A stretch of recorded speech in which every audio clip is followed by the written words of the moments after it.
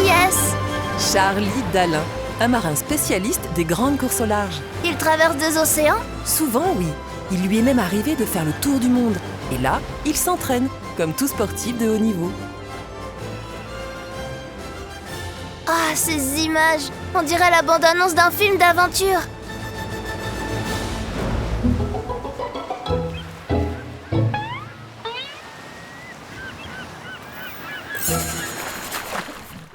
Tu sais quoi, Sabine? Il est beau ton dessin. Dis-moi, jeune homme. Moi aussi, un jour, je ferai le tour du monde en bateau, tout seul. Je me doucherai quand je veux, je pêcherai toute la journée et ne mangerai que des poissons panés. Allons bon. C'est une blague. Je sais bien que les poissons sont panés après avoir été pêchés. Et tu sais aussi que pour avoir de l'énergie, bien grandir et te préserver des maladies, il faut manger De tout, je sais. Mes parents me le répètent tout le temps. De tout, oui. Des protides, des lipides et des glucides. Des quoi? Change de feuille pour comprendre, on va faire un nouveau dessin.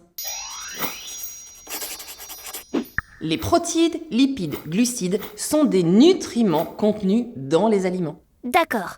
Commençons par les protides. On les trouve où? Tu trouveras des protides, souvent appelées protéines, dans la viande, rouge comme le steak ou blanche comme le poulet, dans le poisson et dans les œufs. Moi, je préfère les œufs à la coque. Ok, à la coque, dur au plat, en omelette brouillée, quel que soit le mode de cuisson, les œufs contiennent des protides. Tu en trouveras également, mais en moindre quantité, dans certains végétaux, dans les céréales, comme le blé ou l'avoine, dans certains fruits comme les cacahuètes, noisettes, noix de cajou, et dans les légumes de la famille des légumineuses, comme les pois chiches et les lentilles. Cool. À part les lentilles, j'aime tout. Pourquoi faut-il manger des protides? Parce que les protides servent à fabriquer et à réparer les cellules et les tissus de ton organisme, comme les muscles, la peau. Ah oui, très utile pour grandir. Tu l'as dit. Les protides fournissent également une bonne partie de l'énergie dont ton corps a besoin chaque jour pour marcher, digérer, respirer. Si tu en manques, tu vas te sentir très fatigué. Et tu risques aussi de tomber malade, car les protides contribuent au bon fonctionnement des anticorps. Tu sais, ces petites cellules chargées de lutter contre les virus notamment. Oh, alors je choisis d'aimer les lentilles. Passons aux lipides ou matières grasses, qu'on trouve essentiellement dans le beurre ou l'huile. Mon papa en verse dans la poêle pour faire frire les poissons panés. Mais attention à ne pas ajouter trop de matières grasses dans tous les plats cuisinés, car les lipides sont déjà naturellement présents dans certains aliments. Dans la viande rouge notamment et dans la charcuterie, dans les poissons gras comme le saumon, dans les fruits secs comme les noix, dans certains légumes comme l'avocat, dans les laitages également. Mais Sabine, on dit tout le temps que le gras c'est mauvais pour la santé. Manger trop gras est mauvais pour la santé, mais en quantité suffisante, les lipides jouent un rôle très important. Chaque jour, ils apportent 30 à 40% de l'énergie dont ton corps a besoin pour bien fonctionner. Ils permettent de fabriquer la membrane extérieure des cellules de ton organisme. Enfin, ils contribuent au bon fonctionnement de ton système nerveux. Un système composé d'un réseau de nerfs qui permet à ton cerveau de communiquer avec toutes les autres parties de ton organisme. Ok, il faut donc consommer des matières grasses, un peu, mais pas trop. Oui, tu as compris. C'est exactement la même chose pour les glucides, autrement dit, les sucres. Sucre! Alors là, évidemment, j'adore. J'en mange un peu, mais pas trop. Tu fais bien d'en manger, car les glucides fournissent 50% de l'énergie dont tu as besoin chaque jour. Ce sont les glucides qui servent de carburant aux cellules de ton cerveau.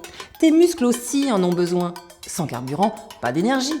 C'est pour cette raison que certains sportifs de haut niveau consomment des aliments très sucrés, riches en glucides, juste avant une compétition. Oh la chance! Fais du sport, c'est bon pour la santé. Il existe 2 types de glucides. Les glucides simples, qu'on trouve notamment dans les fruits, sont rapidement assimilés par l'organisme. Pratique pour retrouver de l'énergie à l'heure du goûter, quand tu as un petit coup de fatigue entre 2 repas. Exactement. Il existe aussi des glucides complexes, par exemple dans les céréales utilisées pour fabriquer le pain ou les pâtes, ainsi que dans le riz ou les pommes de terre. Ceux-là sont assimilés plus lentement par l'organisme et te permettent de constituer des réserves d'énergie. Et les bonbons, biscuits, sodas, ce sont bien des sucres.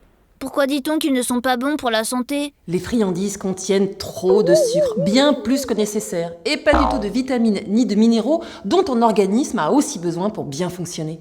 Comme la vitamine C, contenue dans les oranges? Oui, bravo! Et les minéraux, en connais-tu quelques-uns? Non. Jamais entendu parler du calcium? Contenu dans les laitages et qui aide à consolider les os. si. Ou du fer, que tu manges dans les épinards, ou mieux, dans les lentilles, et qui aide à fabriquer les globules rouges de ton sang.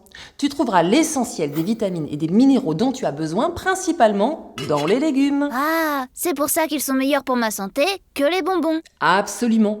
Si tu manges des plats trop sucrés ou trop gras, ton organisme va constituer des réserves inutiles sous forme de graisse. Cette graisse s'accumule non seulement sous la peau, mais aussi autour de tes organes, comme le cœur, et les empêche de fonctionner correctement. Et là, j'ai intérêt à faire du sport pour utiliser toutes ces réserves et rester en forme. Absolument. Sabine, comment les navigateurs peuvent-ils manger équilibré quand ils naviguent au beau milieu de l'océan? Demande à Charlie. Son bateau est amarré à Concarneau. Regarde, il est là. Il n'y a pas de frigo, il n'y a pas de réfrigérateur à bord, j'ai juste un petit réchaud à gaz pour faire à manger, c'est tout. Voilà, là c'est la cuisine du bateau. J'ai des sachets individuels pour une journée. Donc en fait, quand une nouvelle journée démarre, je sais du coup ce que j'ai à manger sur cette journée. Par exemple, voilà, ça c'est les céréales que je vais prendre au petit déjeuner. Donc c'est des céréales avec déjà du lait en poudre dedans. Je vais mettre ça dans un bol ou dans ma casserole. Rajouter de l'eau. L'eau que j'emmène à bord, c'est de l'eau douce qui est fabriquée à partir de l'eau de mer grâce à un désalinisateur. C'est de l'eau qui va me servir aussi pour mes plats lyophilisés. Lyophilisé, ça veut dire quoi? Toute l'humidité et toute l'eau a été enlevée du plat. Donc ça fait un sachet qui est très très léger. Je vais donc verser après l'eau dans le sachet. Je vais attendre à peu près un quart d'heure que les aliments soient réhydratés. Et après, je vais pouvoir manger ça. Tu ne vas quand même pas manger que des plats lyophilisés. Je vais aussi avoir, par exemple, des viandes séchées. Je vais avoir aussi du fromage. Aussi, je mange beaucoup de fruits oléagineux. Voilà, c'est ce qu'on appelle des bons lipides. Donc là, par exemple, c'est un petit sachet d'amandes. Tous les menus sont décidés du jour 1 jusqu'au dernier jour. Tu pourrais pêcher. C'est bon le poisson frais? Pêcher en mer, non. Le bateau va trop vite et aussi j'ai pas le temps. Donc non, il n'y aura pas de pêche. Après, je ne suis pas un grand pêcheur non plus. Donc. Tu n'es pas un bon pêcheur? Ok. Mais tu es un grand aventurier qui mange des repas équilibrés. Protéines, lipides, glucides en quantité, adaptés à ton âge et ton activité. J'ai bon? C'est ça. Bravo, jeune homme.